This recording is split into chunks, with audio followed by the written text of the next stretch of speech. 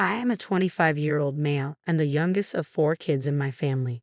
My mom, 52, and dad, 54, have 4 children: Michael, 31, Sarah, 28, my twin brother Carl, 25, and me. 8 years ago, I was disowned by my family, but recently they have invited me, my wife, 27, and our daughter, 1, for Christmas. After getting conflicting advice from my friends, one of my buddies suggested I post my dilemma here to see what random internet strangers would say. For context, growing up, I was the black sheep of the family, and I knew that from a very young age. My family is full of athletes. My dad was a star basketball player for his school. My mom played volleyball, Michael played soccer, Sarah played softball, and Carl was the star running back for the football team. I was never really interested in any of those physical sports. Instead, I was interested in archery, which my family called a wimpy sport. My parents were always invested in my siblings and rarely attended my events. I basically had to beg them to come to my tournaments. Between the ages of 14 and 16, I participated in about 20 archery tournaments, but my parents only showed up to one. I was never neglected by them, but they were never emotionally there for me as they were for my siblings, and as a teenager, I resented that. Whenever I tried to bring this up to them, they would always call me an attention seeker. However, this is not why I was disowned by my family. When I was 15, I began dating Amy, now 25, who was in the same grade as me at that time. After about 6 to 7 months of dating, I introduced her to my folks and my siblings, and they really liked her. I know I was young, but I could see myself having a future with her. Almost 2 years later, one of Amy's ex-friends told me that she had been cheating on me for a couple of months. At the time, I didn't know who the guy was, but after confronting her, she told me that it was my twin brother. She basically told me that while at first she loved me, the love she had for my brother surpassed that. Later that day, when I confronted Carl at home, I was so enraged that I sucker punched him and knocked him out. I admit that I should not have gotten violent, but years of resentment towards him and the rest of the family just burst open. In exchange for my family not pressing charges on me, as I could have been tried as an adult in court, I was sent to live with my paternal aunt, 48, who at this point was estranged from the family and lived in another city about 2 hours away. From then on, I have not had any contact with them. At first, it was tough, but later on, with support from my aunt and her husband, 48, I moved on from wanting a relationship with them. I transferred to a different high school and attended a university in my aunt's city, graduating as an electrical engineer. I later met my wife and got married to her. At the time of my wedding, I thought about inviting my family but went against it because I did not want any sort of drama at my wedding. From that point, my wife and I bought a house an hour away from my aunt and were blessed with a daughter a year ago. About a week ago, I received a Facebook message from my mother and father wanting to reconnect over Christmas at their house. I told them that I would consider it as I possibly had other plans but would give them a clear answer soon. Later on, both Michael and Sarah sent me friend requests, which felt weird to me. My wife has told me that if I decide to go, she and my daughter would spend Christmas at my father-in-law's house as she does not want to deal with unwanted stress since she is 2 months pregnant, and I agree with her. My question to those reading this is, should I go and try to reconcile with my family or should I not? I'm very conflicted on what to do. On one hand, they perhaps feel bad about what they did to me and want to apologize. But on the other hand, perhaps if I go there, they will try to make me apologize to Carl, which I do not want to do. Any advice would be helpful. Top advice before the update. I think you should go another time. Spend Christmas with your wife and child. Visit your family at a less stressful time to see if they have any ulterior motives. It might just be about them wanting to see their grandchildren and not so much about you, which would be hurtful to you. Yeah, I agree. Go another time. I was thinking the same thing.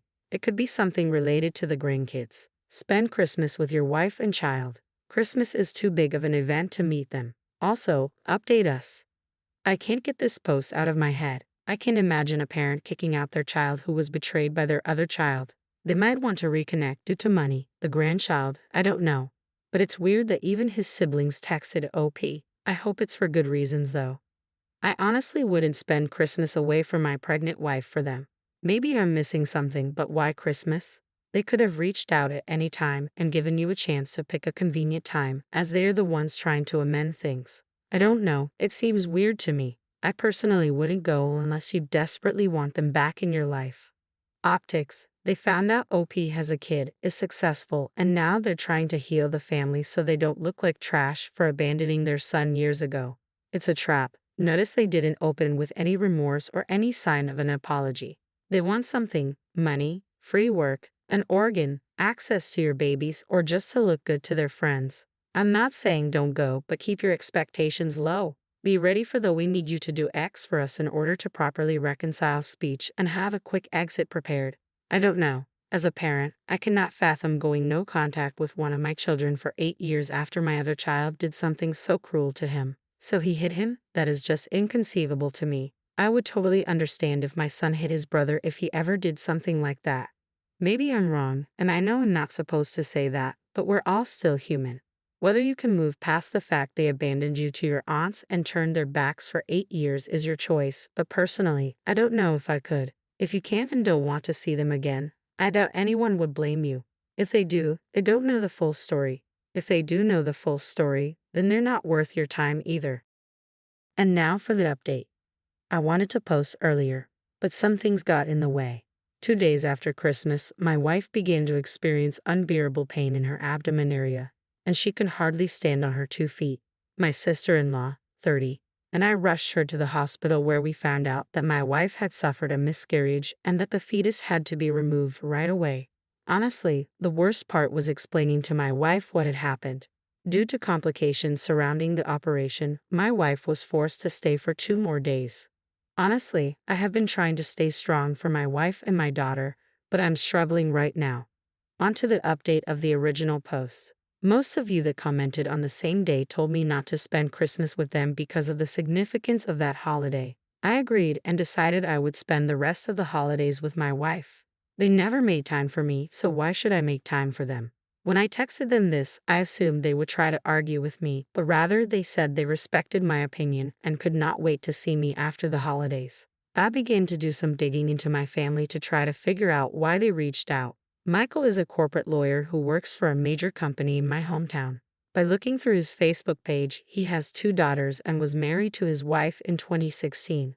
Sarah appears to be married to a doctor. She was studying to be a nurse 8 years ago, and they have a son together. I have a friend who lives in my hometown and has parents who are friends with my parents. When I asked her about Sarah, she told me that Sarah had divorced her first husband, the one she was dating 8 years ago, after he had committed mail fraud. Carl got married to Amy right after high school, and they have 2 kids together. I cannot exactly figure out what he or his wife does for a living through Facebook, but judging that they bought a big house last year in the midst of a pandemic tells me they're not really struggling. My dad seems to be going through a midlife crisis, and my mother is really into the wellness community. Then I began to list the reasons why they might have wanted to reach out to me now.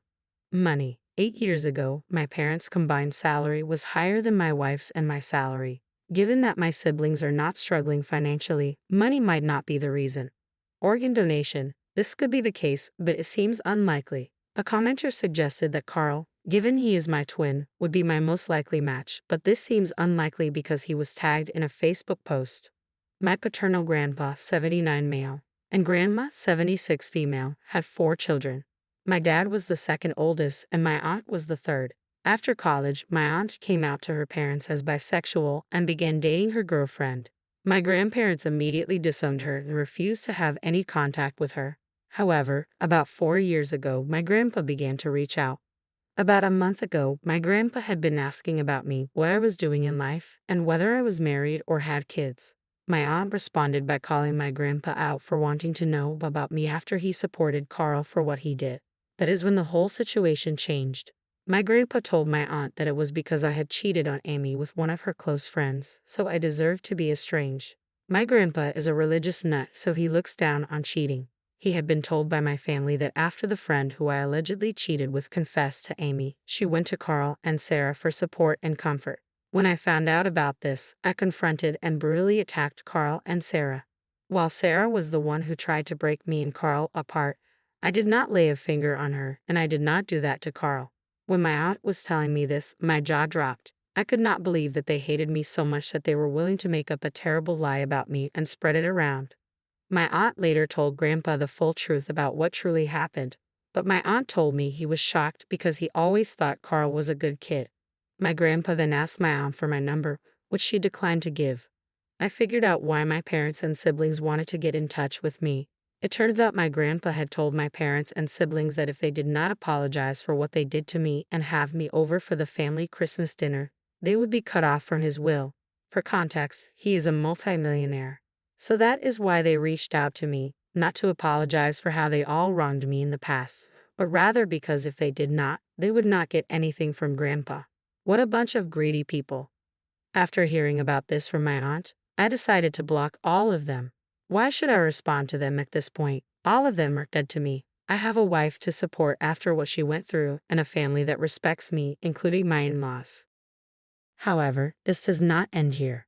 3 days after New Year's Eve, I received a call from an unknown number on my work phone. I'm used to getting calls from unknown numbers because of my career. But when I picked up, I heard my grandfather's voice. He most likely got my number from my company website. The first thing he did was apologize for not trying to get in contact with me for the past 8 years. He told me he was sorry that he could not be there for important events such as my graduation, wedding, and the birth of my daughter. I was not really close to him before, so him cutting me off did not bother me. Later in the call, he told me he was so disgusted with the rest of my family that he is cutting them off as well and adding me to the will. I honestly do not know how to feel about that, as the money would be helpful, but at the same time, I do not want him to use this as a way to force a relationship between me and my daughter. We talked for about half an hour. The way the call went made me think that perhaps I could build a good relationship with my grandpa, but then he told me something that got me really pissed. He told me that he was disappointed that my daughter had not taken the family name. For context, after I got married to my wife, the issue of what last name to use as a couple came up. For some legal reasons, I wasn't able to change my last name to my wife's last name, but we decided as a couple that all of our future children would have her last name. At this point, I unloaded on my grandpa, calling him a senile old man and many other hurtful things, and told him to never contact me ever again. The audacity of this man to say that after what I went through is something I will not let slide. He cannot use the money I might receive in the will to control me. Even if I receive the money, I will donate it to a local charity. But he is a man of false promises, so this is unlikely. These past few weeks have been really tough for me, and I hope to make it to the other side. My wife has privated her Facebook account, and my in-laws have done the same. What they will do to try to contact me is beyond me. Hell, they would probably hire a private detective to try to find me. I believe they do not know where we live. But you never know. I've thought about getting a restraining order, but given that there are lawyers within the family, getting a restraining order will be hard. I did not really get any time to answer any questions given in my last post before it was deleted for some reason. I will do my best to answer any questions for the next day or two, but after this, I'm done using the site for a while. Thank you for all your advice, and I wish you all the best in this new year. Thank you. Sorry for your loss. I hope your wife gets well soon. Your family is having a difficult few weeks. Don't let those people get to you. I have to say, besides Grandpa's awful comments about the last name, at least the truth is out that makes those people look bad. Grandpa can keep the money if it comes your way. Before you do something, think about it when you are calm. You chose good people to be your family, your wife, daughter, in-laws at the end. They're all that matter. The others can go to hell. I'm sorry for what you've been through and for the loss of your child. Remember, you have support and a family that loves you. You are wanted and loved by them, even if your parents and siblings aren't those people. You are not alone. Seek professional support and help for yourself and your wife. It's a lot you've gone through.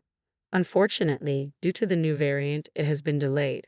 Offloading on your granddad might have convinced him that your aunt was full of crap and to give your family their inheritance, especially since they tried to convince him that you're some barely contained psycho and you offloaded at the first disagreement with him. You were well within your rights to be offended, but you just cut off your nose to spite your face there. The guy must be old and is going to have old-fashioned values.